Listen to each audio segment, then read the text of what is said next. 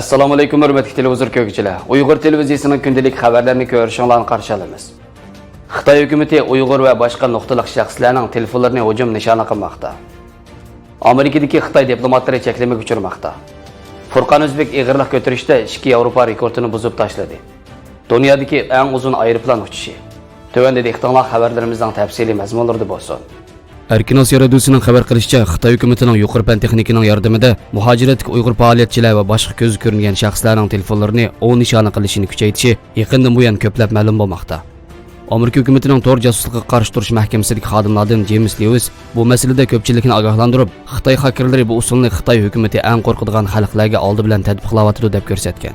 New York vaqt gazetining 23 oktyabr soniga besilgan bu vaqtdagi maqolada ko'rsatilishicha, Xitoy hukumatining bu xil qilmishi yaqindagi NBA va qasik chetishliq Hong Kongni qo'llash harakatidan keyin texmi ko'p ma'lum bo'lgan.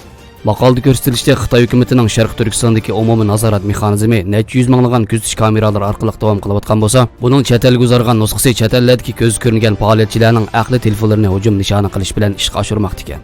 Google mutaxassislari navbatda Alma va Android telefonlaridagi qisman yo'chiqlar Xitoy xakerlarining Uyg'urlarni nishon qilgan holda torbat ziyoratchilarini yuqumlantirishiga yo'l ochib bermoqda ekan. Virginia shtatidagi Wall City bexatarlik shirkatining raisi Steven Adair aqli telefon hujum qilish orqali xakerlar Xitoyda urug' tiqini bo'lgan hamda Uyg'ur davosini qo'llayotgan har qanday bir kishini o'ng'ayli nishon qila oladi degan. Uning fikricha, Sharq Turkistondagi Uyg'urlar orasida Alma yoki Android telefon ishlatadiganlar ancha ko'p bo'lmasa-mu, chet eldagi Uyg'urlar orasida keng umumlashgan ekan.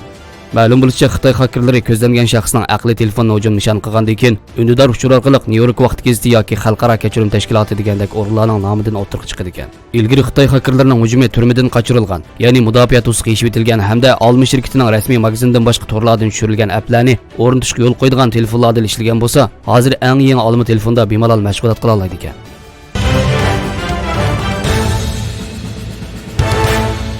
16 dekabr kuni Amerika Tashqi ishlar ministerligining yuqori darajadagi amaldorining bildirishicha, hozirdan boshlab Amerikadagi har qanday Xitoy diplomatlar, mamlakat, shahar va yerlik hukumat a'zolari, ma'rif o'rinlari va tadqiqot institutlari bilan ko'rishishdan burun Amerika hukumatini xabarlantirish kerakligi. Amerika hukumati bu qarorni Xitoy davlatining Amerika diplomatlariga tutgan muomalasi qarta chiqarganligi, Xitoy davlatidagi Amerika diplomatlariga erkinlik bersa, Amerikadagi Xitoy diplomatlari erkinlik beradiganligini, Xitoydagi Amerika diplomatlari Xitoy fuqarosi yoki hukumat a'zolari bilan ko'rishmoqchi bo'lsa, Xitoy hukumatini xabarlantirib qolmasdan, balki ulardan ruxsat olish kerakligini bildirib, Amerika hukumatining mazkur qarorni chiqarishni o'ylash qilib xili bo'lganligi. Shundaqla bu qarorning Xitoy Amerika sud urushi bilan hech qanday munosabati yo'qligini ta'kidlab, bu ish orqali asosiy maqsad bo'lsa, Amerika davlatida Xitoy diplomatlari qanday muomala qilgan bo'lsa, Xitoy tarafining shunday muomala qilish kerak degan. 17 dekabr kuni Xitoy Tashqi ishlar ministerligi Amerikaning bu harakatlariga qarata bayonot e'lon qilib, Amerika hukumatı diplomatlar qo'ygan bu cheklamalardan yenish kerak degan.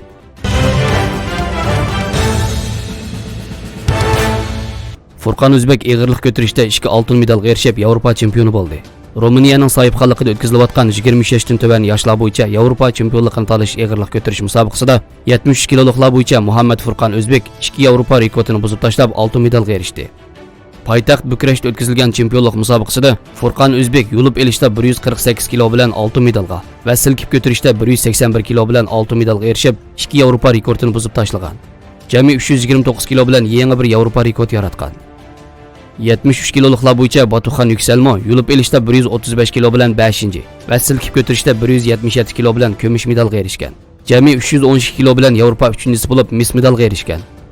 Chempionlik tanlash musobaqasi boshlanib 4-kunigacha tanharkatchilarning tirishchanligi bilan jami 22 medalga erishib, ayrim-ayrim 9 oltin medal, 5 kumush medal va 8 mis medal olgan.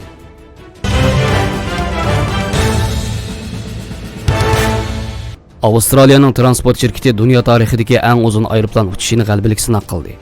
BBC kanalining 20 dekabr xabar qilishicha, Boeing 787-9 tiplik aeroplan Amerikaning New York shahridan Avstraliyaning Sydney shahriga bevosita uchib, 16200 kilometrlik masofani 19 soat 16 minut tamomlagan. O'zliksiz bevosita uchishning ushquchilarga, aeroplan xodimlariga va yo'lovchilarga ko'rsatadigan ta'sirini tadqiq qilishning bir parchasi bo'lgan bu qatimki uzun uchish siniqida 49 yo'lovchining borligi bildirildi. Dunyo tarixidagi eng uzun musofalar uchish siniqi jarayonida aeroplan qo'zg'alishdan ilgari yo'lovchilarning soatlari Sydney vaqtiga to'g'rilanib, uchishdan 6 soat keyin uyquni osonlashtirilgan yuqori karbonliq tomoq tarqatib berilgan. Shirkat kelar oy yana Londondan Sydneyga bevosita uchishni planlamoqda ekan. Shirkat tarafidan e'lon qilingan bayonotda 2022 yili yoki 2023 yili rasmiy aeroplan qatnashlarining boshlanishi mumkinligi bildirilgan.